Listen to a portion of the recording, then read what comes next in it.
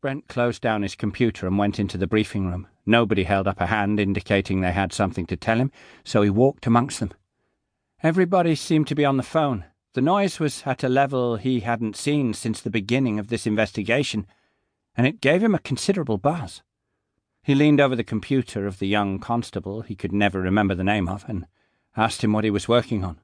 "Oh, Jared Hardwick, boss." "And?" "There's a construction company called Hardwick, but it doesn't list an O.J. or even a J as one of its directors.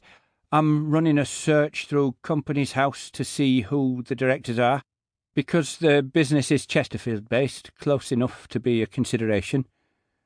"Thanks, D.C. Peters, boss, Steve." "All right. Thanks, Steve, and welcome to the team." Brent wandered over to the next desk, where Linda was reading through notes. "Anything new?" She shook her head. "No, but I'll keep going till I've read everything. We have to find this little one, sir. Do we need to re-interview Rosie Latimer and Tom Banton in view of the letter?" "Tom Banton's in court till 3. I'm going down to see him after that. I'm going up to see Rosie Latimer from there, and then Christian Fremantle. That's everybody seen then, who's on the need-to-know list." "We've not found O.J. then?" Will smiled. He knew the team had taken to calling Oliver Hardwick's brother O.J. He hoped he wouldn't use it, if and when he eventually got to meet the man. "Not so far. We don't really know where to start. He might not even still live in the country. Fingers crossed we get a lead soon." Brent headed back to his own office and poured himself a coffee. Thinking time. He could do nothing else for an hour when he would have to leave for his appointment with Tom Banton. He had liked Tom the first time they'd met, and Brent wondered how he would react when he saw the letter. He not only had to take the facts on board, he also had to tell their not inconsiderable staff. In addition, he had the business to sort out, distance himself from the evil that was Oliver Hardwick. He hoped the practice would survive. His thoughts drifted to Gareth Chambers and the upcoming funeral. Even though they had found the murderer, he would still be at the service, watching, looking for strangers, doing the policeman sort of things everyone expected at a not-quite-normal funeral service, and supporting Liz and Dan. He took a sip of the coffee and watched through the window separating his office from the main room. This case had dragged on for some time now, and he felt they were no nearer getting their missing persons back. Phil must be really bonding with the little boy, and Will wondered what the future would hold for the child once they reunited him with his mother.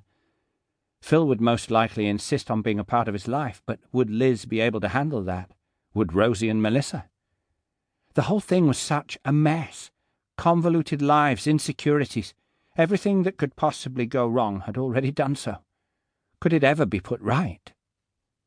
He pulled the letter towards him once again and read it through in its entirety.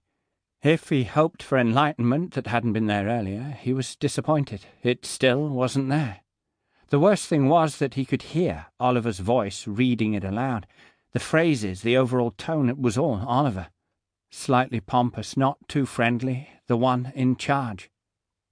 He rolled the letter in its plastic cover and put it in his jacket pocket, ready for showing to Tom Banton. He looked through the inner window, caught Linda's eye, and pointed to the outside. She nodded, closed her computer, and joined him. "Tom Banton?" she asked. "Yes. Let's go and get it over with. The poor chap doesn't know what's coming his way." Tom was already waiting for them. They walked into his office and he offered them a drink.